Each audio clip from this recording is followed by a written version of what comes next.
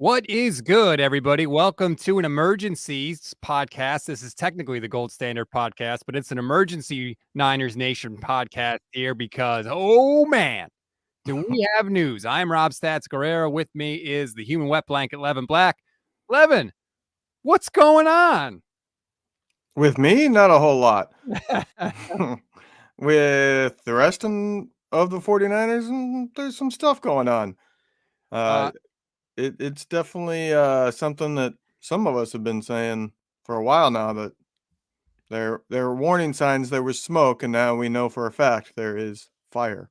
Yeah, it is not just fire. It is a dumpster fire because that's what this offseason has been for the San Francisco 49ers. If anybody doesn't know by now, Deebo Samuel has officially requested a trade. We got the news from Jeff Darlington just moments ago, really, as we record this. Other insiders have begun to chime in on the situation. Reportedly, some of the issue is not just money, it's also with how Deebo has been used. And look, I've got 1,000 takes on this, Levin, but the first thing I think of is this has been a complete dumpster fire of an offseason by the 49ers. You had 3 jobs this offseason. 1, get rid of Jimmy Garoppolo. 2, extend Deebo Samuel. 3, extend Nick Bosa. And right now, the 49ers have not done any of this, and we are facing a world where Deebo Samuel is off the 49ers before Jimmy Garoppolo. And this is a failure by John Lynch. It's a failure by Kyle Shanahan. It is a failure by Jed York. Nobody gets this organization's ducks in a row, and it is coming back to bite them in the ass right now. Yeah, they try to play things too perfectly, I think, at times. Like they're waiting on the perfect situation rather than just facing the facts of what it is. And what it is you have a quarterback that you might value, but the rest of the league doesn't. And it was better to move on sooner rather than later. And now their whole habit of lowballing on their first offer, which there's a difference between making an offer that is the first offer, knowing that you're probably going to be countered and coming up, and lowballing it and insulting people. Now we know George Kittle was insulted by the first one. His agent literally said it, told the media that it was I can't remember the exact quote, but said that it was insulting. So the risk you run there, some people aren't as forgiving. You know, Deebo probably feels like, look, I put my career on the line playing running back for you, and then you're going to come in and give me that offer.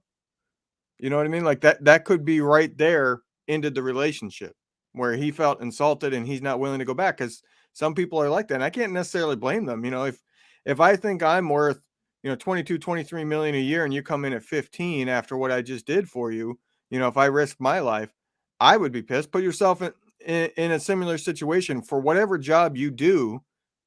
Say you're making, I don't know, $20 an hour, and you're going for a job that pays $30 an hour, and they come in with their first offer offering you 21, you're probably pissed and not wanting to negotiate and talk to them.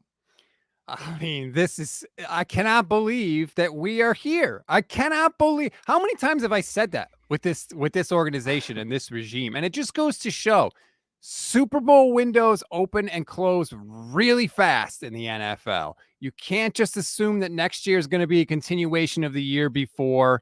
This is just an example of how fast things can change. The comments are coming in so fast. This is one I don't agree with, but I want to get to it. I apologize. There's no way I'm going to be able to pronounce your name correctly. But the comment is, don't let the door hit you where the good Lord split you. He was not going to work with Trey Lance style of play anyway. That's ridiculous, okay? The 49ers should have been spending this offseason propping up Trey Lance, doing everything they could to make life easier for Trey Lance.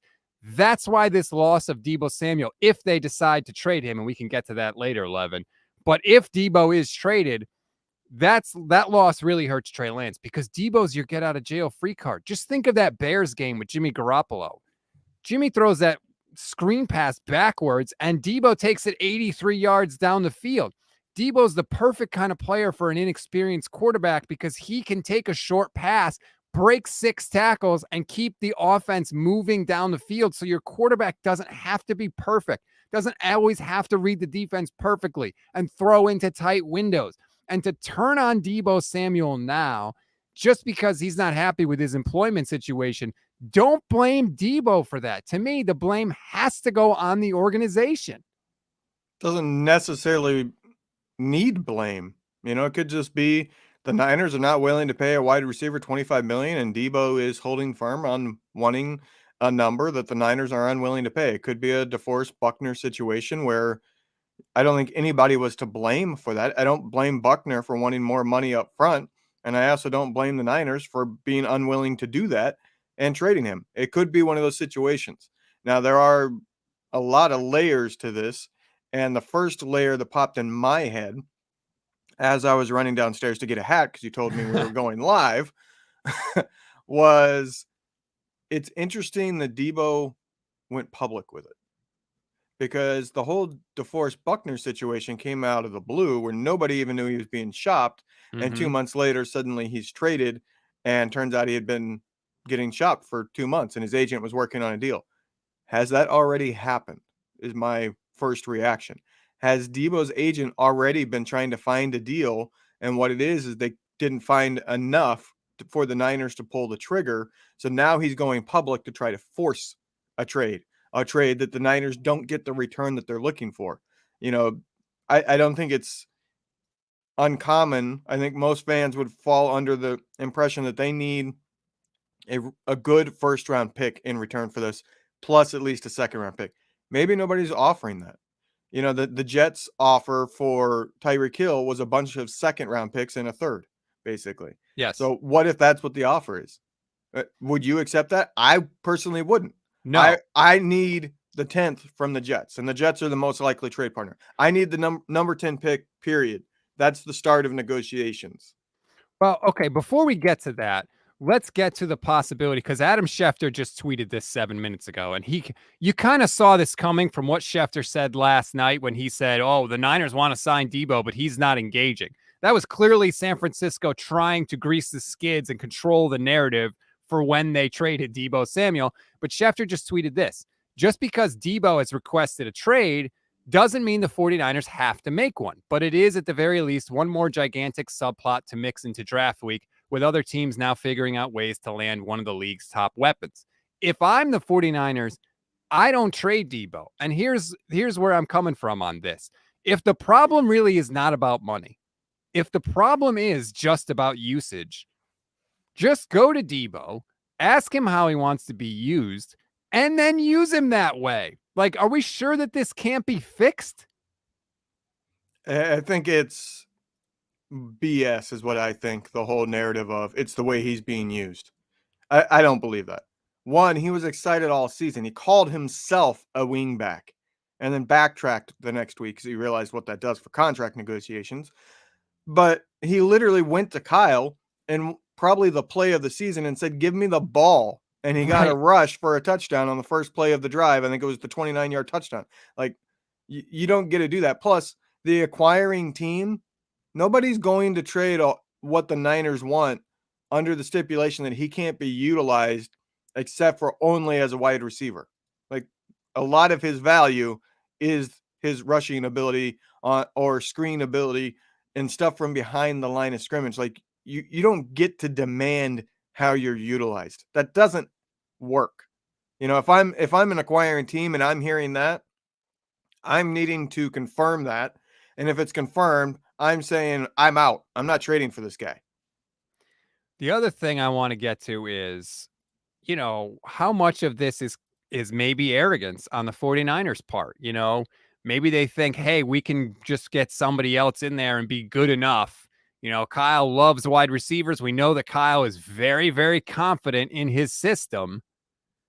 Maybe he thinks, hey, this is the number we want to sign him at. And if he doesn't want to agree to it, whatever, we'll trade him. We'll get assets. And my offense is good enough to overcome that. To me, if that is what he's thinking, that's incredibly arrogant and it's stupid. And it's going to make the 49ers worse this season. It's going to make Lance worse this season. And it kind of goes back to what I've been saying with Kyle.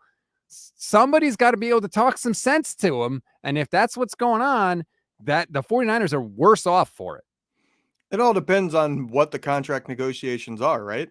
Like, If the Niners are offering him 22, 23 million a year with a lot of guarantees, and Deebo's saying, no, I want 25 because he's looking at the Tyreek and Devontae deals that are misleading in a lot of ways because they have this massive average annual value, but they're not actually that because there's a couple of years tacked on to artificially increase the AAV.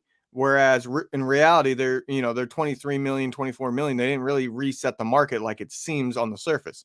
So it all depends on what Deebo is demanding and what the Niners are offering on whether or not I'm okay with the decision. There is a scenario where I don't blame the Niners for trading him.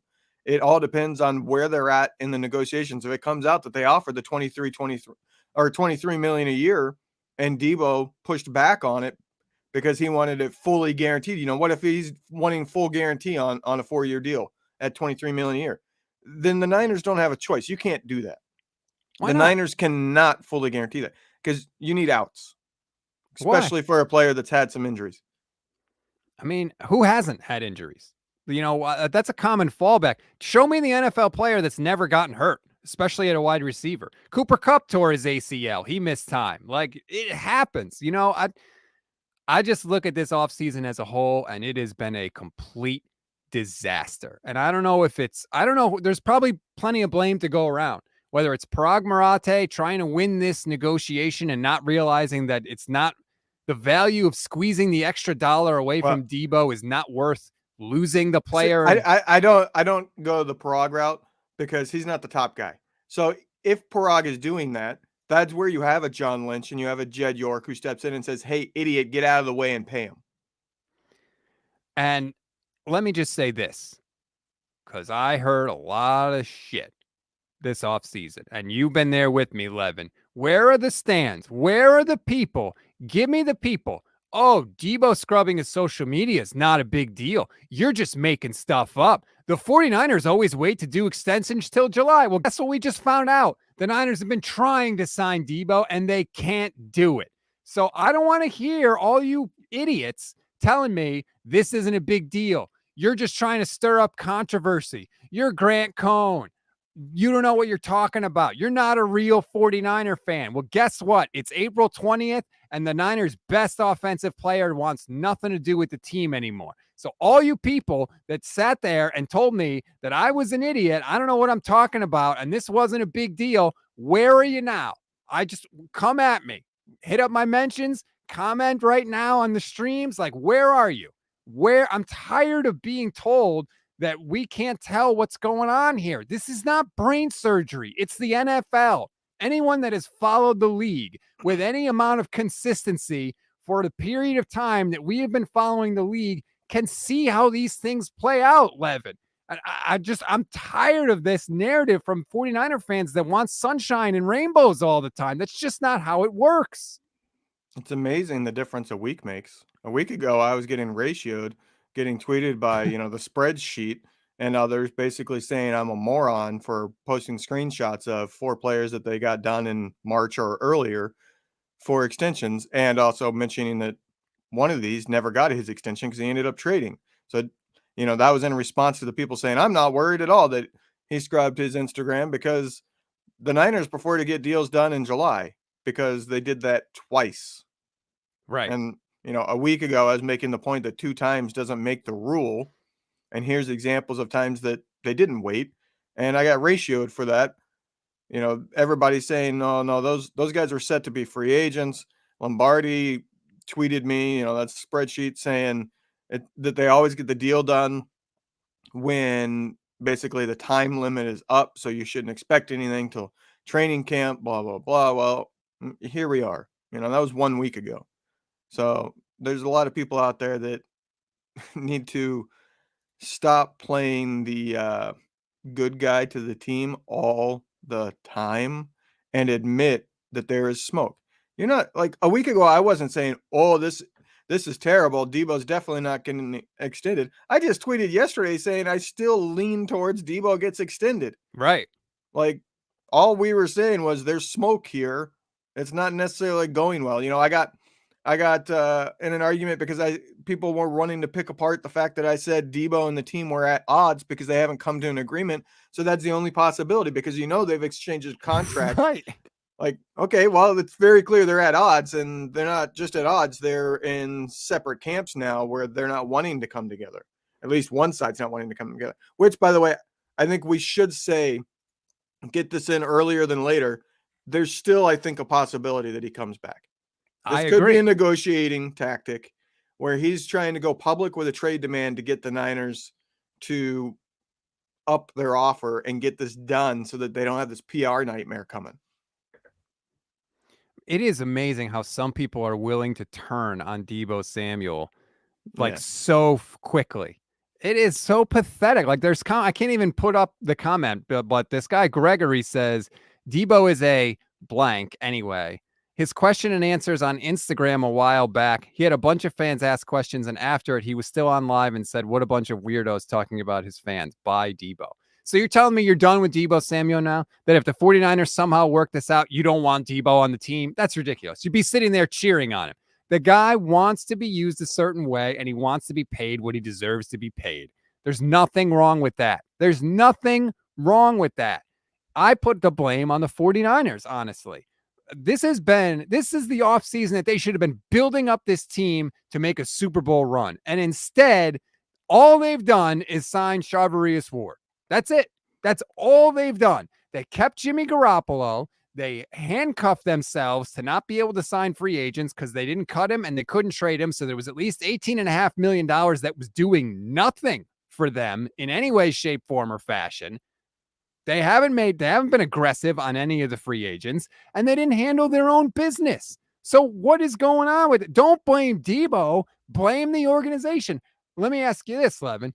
How could this offseason have gone worse for the 49ers? Yeah, that's an interesting question. I mean, obviously they could have struck out at cornerback, but they had enough money to get somebody. I mean, yeah, you're not wrong. The offseason as of now has not been good. I mean, they still have a hole at safety.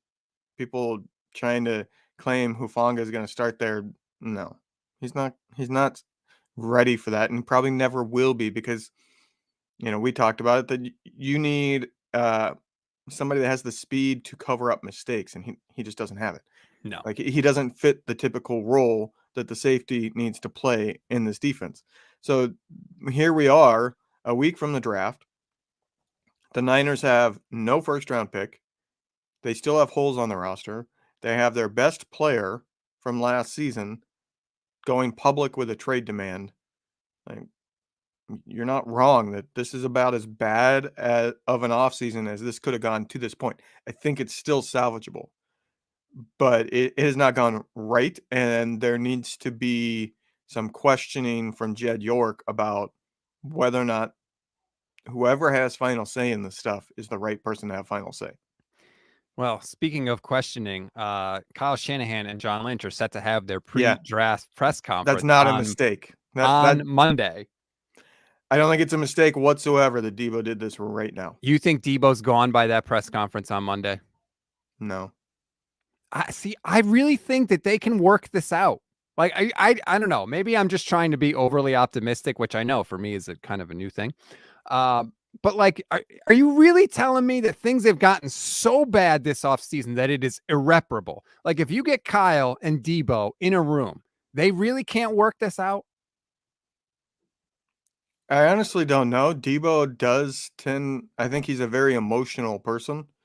So he could just be right now peeved and acting out.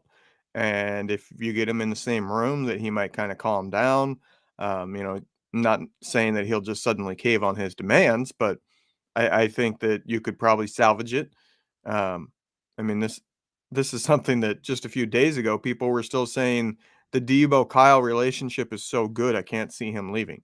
I mean, we know Deebo literally could go to his coach and say, "Give me the ball," and his coach will get him the ball because that happened. And I do think that there's Right. a little bit here of Deebo should be careful what he wishes for because he's never had an 80 catch season. And I don't want to rag on Deebo, but there is part of me that sits there and goes, how repeatable is a 77 catch season going for 1,400 yards? Not very repeatable, especially when, you see that it's normally a guy was just getting open 50 yards down the field constantly, not these after the catch things that Deebo did. So you got to be careful, because if you're not going to be utilized as a running back, are you the type of receiver that can do 100 catches and 1,300 yards consistently? Because that's what you have to be if you're going to be a top paid wide receiver. Now, he can get there, the yards, because he can do the running. If you take that out of the equation, is he somebody that you're wanting to pay top of the market? To me, no. Man, Deebo Samuel is retweeting some of the insider tweets that have come from Jeff Darlington and Ian Rappaport about the trade request. So if you had any doubt that he wants out, I think he's solidifying this. I can't help but wonder if this is my fault, Levin. Just earlier this year, I bought my son an autographed Deebo Samuel 49ers mini helmet, which just arrived at my house earlier this month. And maybe I should have waited until the extension was signed, but now I feel like it's my fault. Yeah, there's a reason why I don't buy jerseys anymore. And this would be example 10,000 of Yeah. why it's not worth the investment to me. Because too often players either they look good and then they fall and 2 years later they're off the team, or a situation like this happens. I buy jersey shirts. I got a t-shirt that has the name on it. It's $20, $25. I'm not spending no 100, $150 on a jersey and then this happens, because that would just piss me off, and I feel bad for all the people that did, because there's got to be literally tens of thousands that went out and bought a Deebo jersey solely due to him breaking out this past season, and now we're here. Yeah. So let's dive into it a little bit, Levin. What would a trade for Deebo Samuel look like? There was a report that the Jets offered the 10th overall pick to the Seahawks for DK Metcalf that the Seahawks turned down. I do not want to trade Deebo Samuel, so I am naturally opposed to say no to any of these deals. Kyle and Akash were just on here, and they said that if the Jets offered the 10th overall pick, they would take it.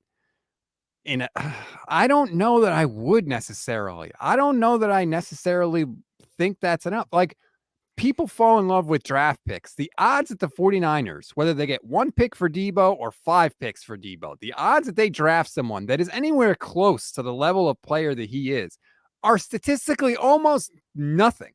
So whatever you get back from him, I feel like you're ending up on the short end of the deal.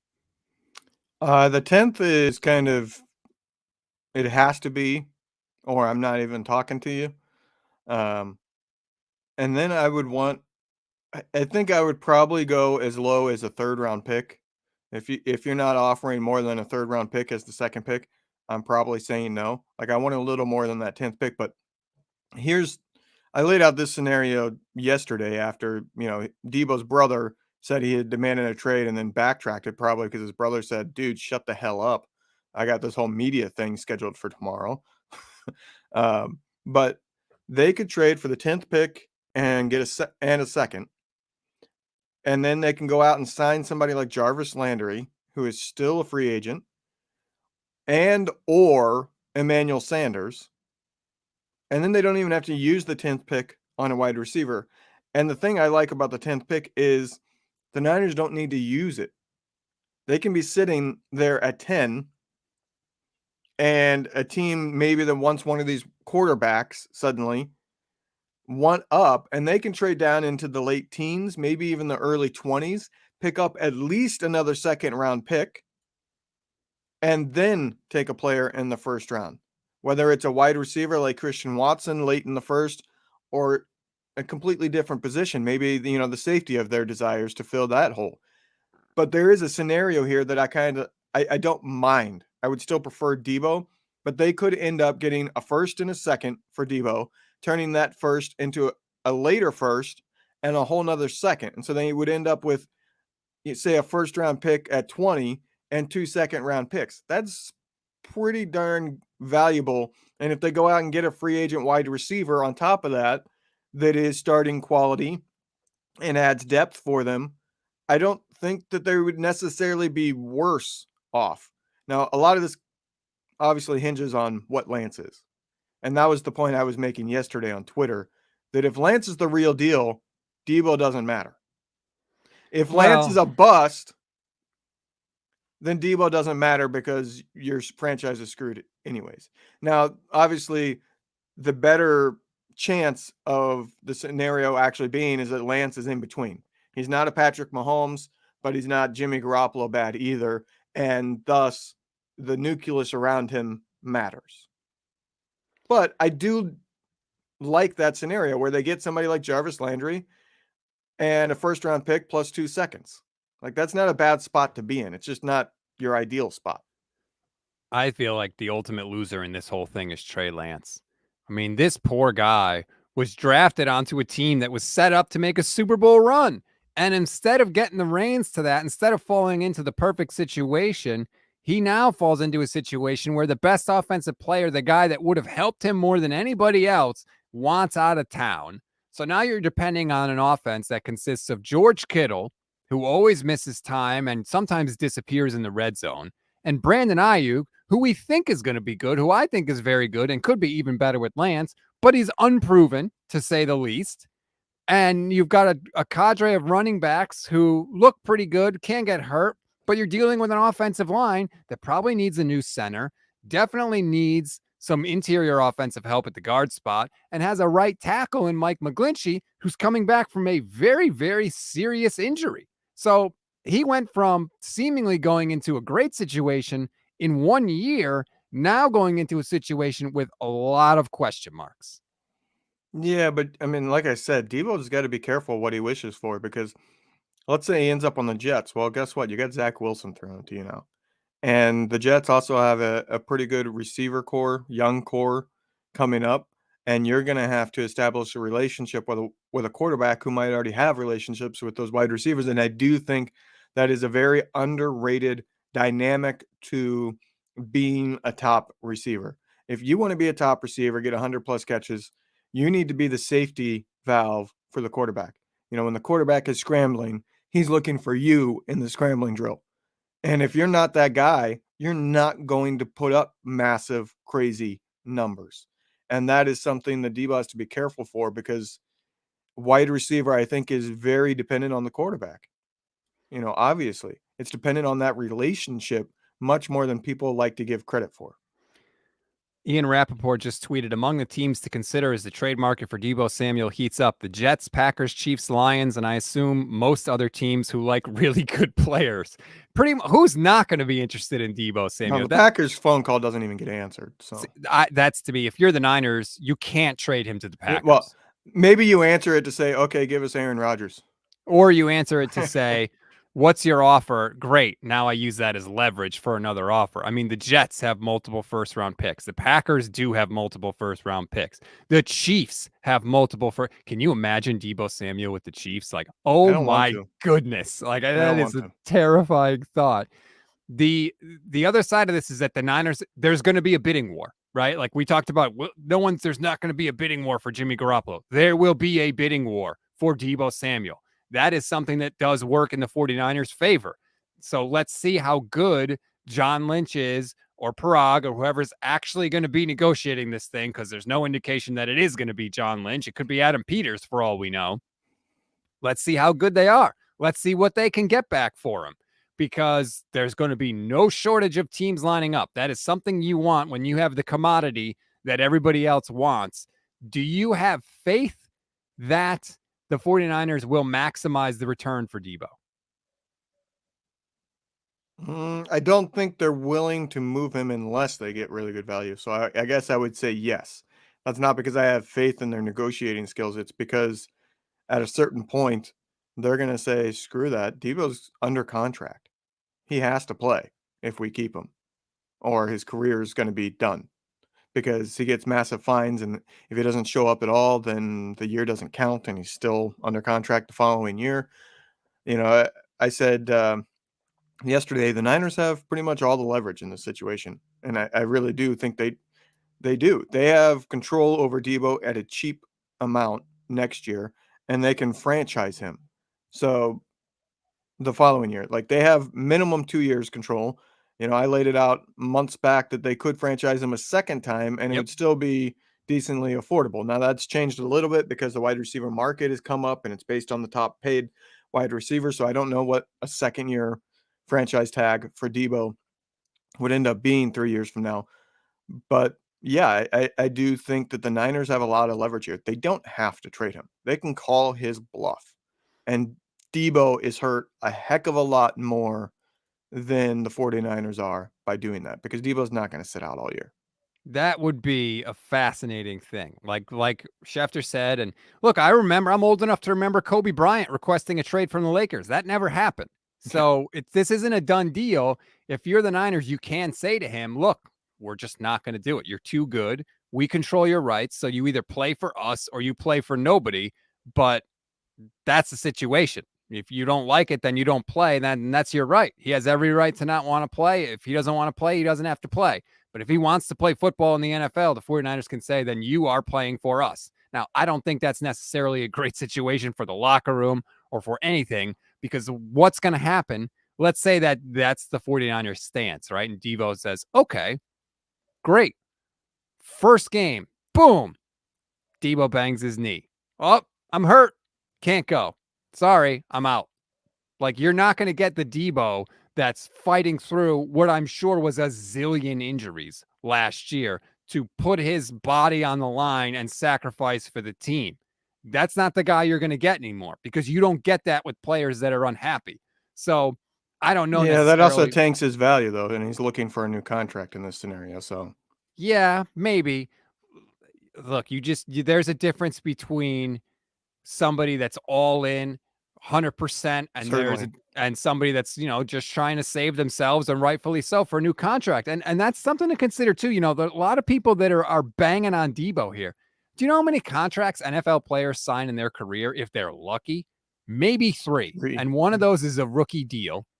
They generally cash in big on the second deal if they're a star. And if you're not a quarterback, that third deal is, first of all, it's almost never completed. And second of all, like, it's nowhere near what the second contract is.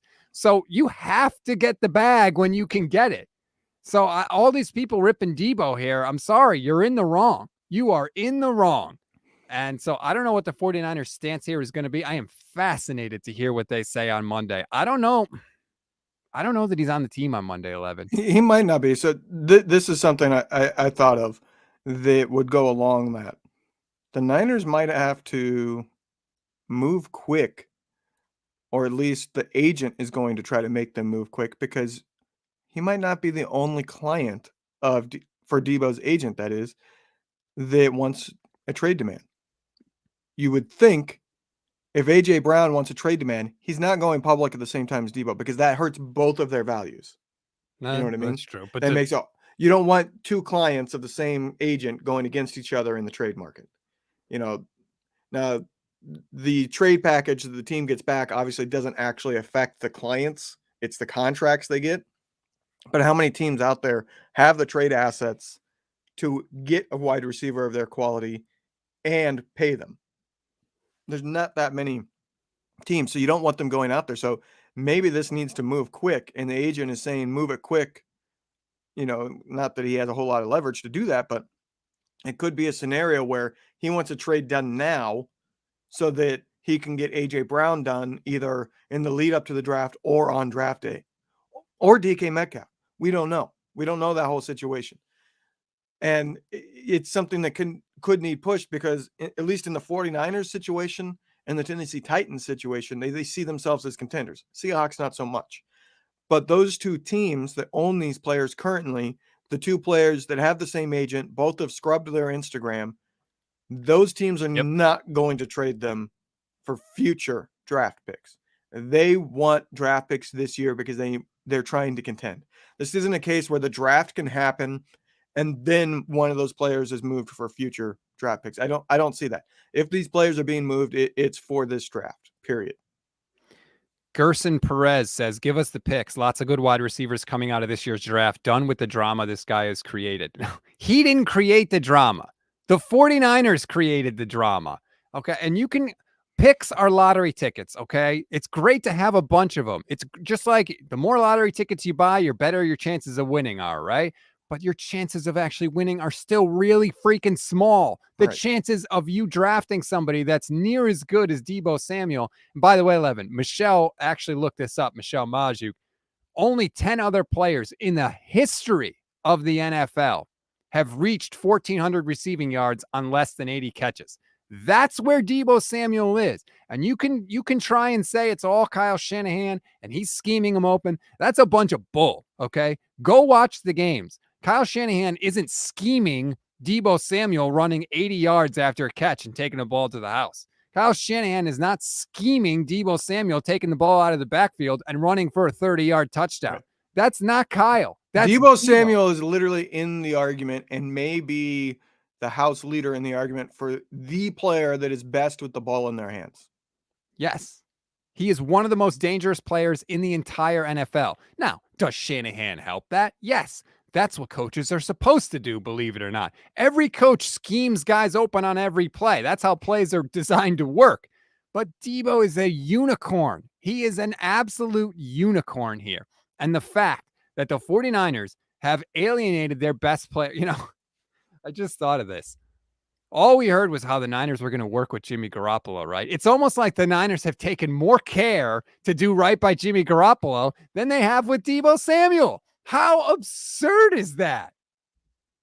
It's pretty absurd. I don't necessarily believe that. I think they're in the situation of we want to trade Jimmy and nobody wants him. Not that they passed up on deals just because it wasn't the right situation for Jimmy. I don't think that happened. They obviously overvalued him, and I do think the late surgery, destroyed his market. Yep. I think they were probably negotiating deals, and then suddenly that happens. As far as Deebo goes, yes, draft pick for every Deebo Samuel draft pick you have, you got 2 or 3 minimum AJ Jenkins, Rashawn Woods. Yeah. God, So the be 49ers careful what have you enough. wish for. Yep. But they may not have a choice but to go that route. I will say though, yeah, Deebo has some blame here for the drama because his demeanor, what he's been tweeting and posting on Instagram. I railed on him on our show last week for it. I don't care for that crap. Him posting just the eye emojis and then saying, it's not football related, a day later after everybody freaks out. He's done things like that multiple times this offseason, which, by the way, yeah, looks like it was football related. Yeah. Those eye emojis were probably the first contract offer where he was offered like $16 million a year, and he was like, whoa, screw this team. But yeah, I mean, he has some blame here for the drama because if this was the first thing we had heard, yeah, he wouldn't have blame. But this is like the 4th or 5th time fans and media have gone, uh-oh, what's going on between Deebo and the 49ers because of things Deebo has done.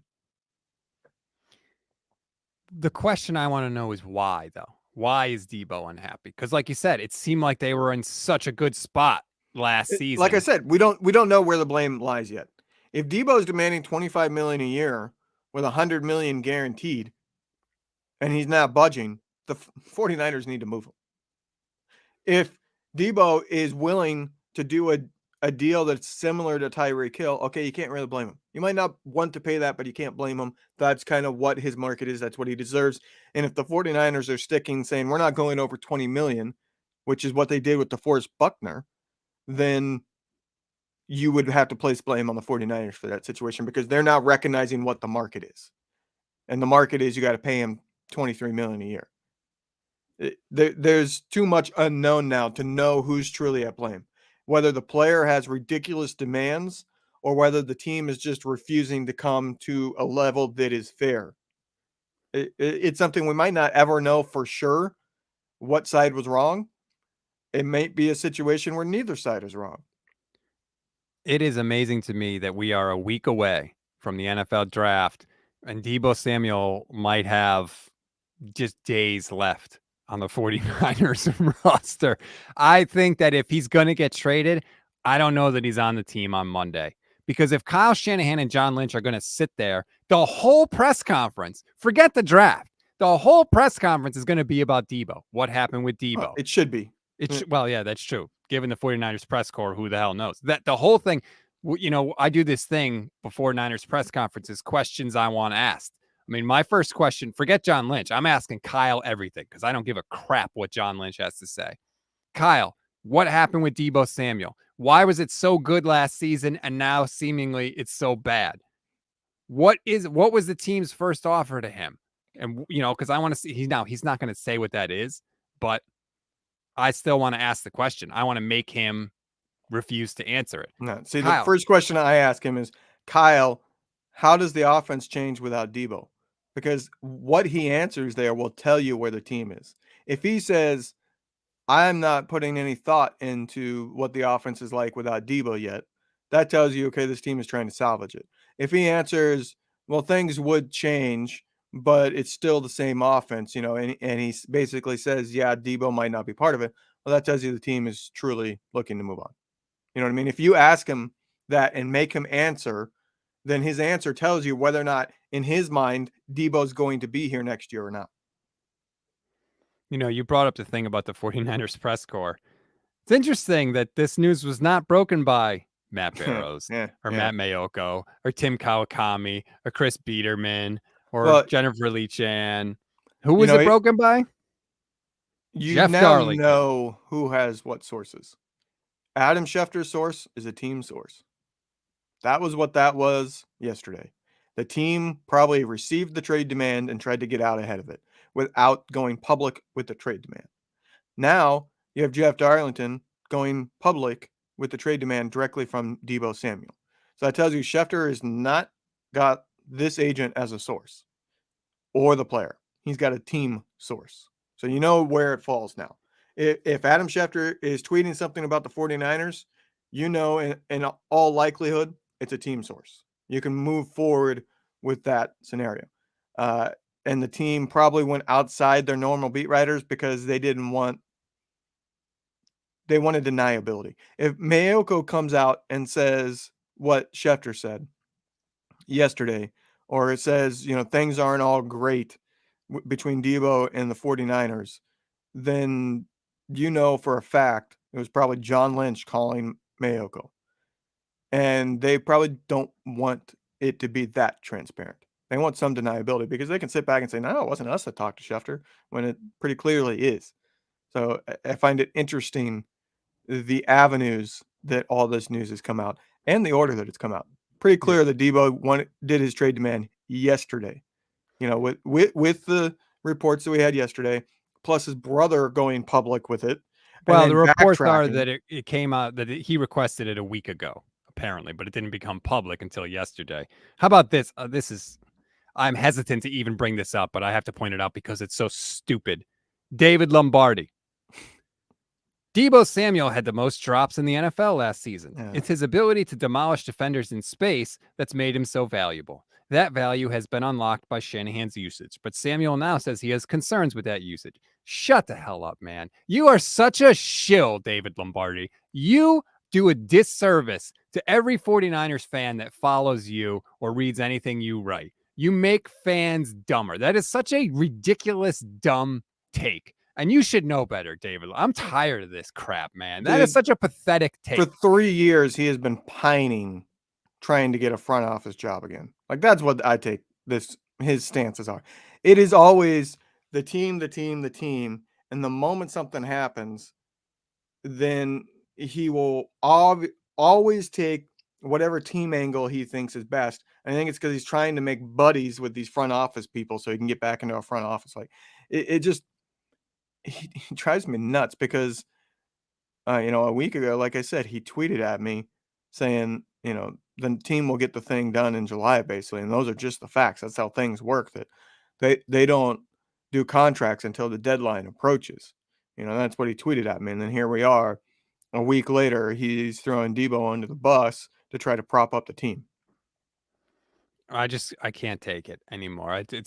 We do this stupid thing where we love guys, and then they show dissatisfaction with the team, and all of a sudden they stunk. They were never good. Like, you can't have it both ways.